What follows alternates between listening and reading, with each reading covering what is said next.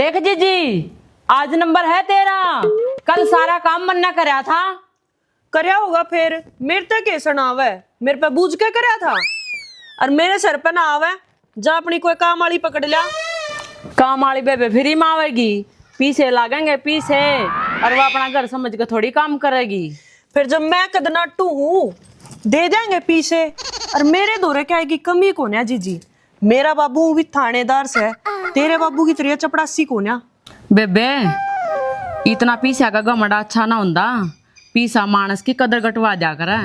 बेबे तन्ने तो सरकारी स्कूल की टाट पे बैठ के पढ़ाई कर रखी है, इस मारे करे तो इसी बात। और वो तो मना बंटी ता प्यार हो गया, जा हमारे इस घर में आ गई ना कि एसपी डीएसपी का ब्याह करवाऊं।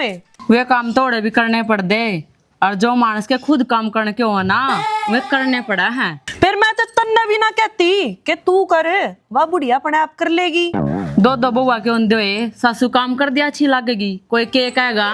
फिर कहन दे, तू दूसरे की सुने क्यों है।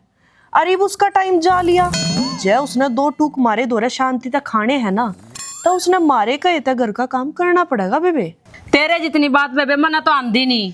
फिर काम तो आता होगा ना, कर ले चुप चुपाली। क्यों मेरे मुंह माथे लग गया है तड़के तड़क। और वो भी मैंने नेल पेंट लाई है थोड़ी देर पहला, मैं तो काम का हाथ लाऊं नहीं आज। ए जो तू कर रही है ना ये सारी खरीदारी तेरे आगे आवेंगी। सुने दोलियां ख्याली, मैं बड़े छोटे की कोई शर्म ना करा करूं। और तेरा फायदा इससे में है कि तू मेरे मुंह ना लग गए। न्यू बता दे बस, रोटी बना रखी सके ना।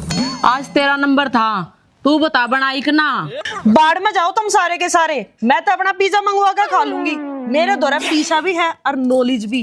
फिर मेरे कौन सा कुगन रोवा है, मैं भी ना कर दी।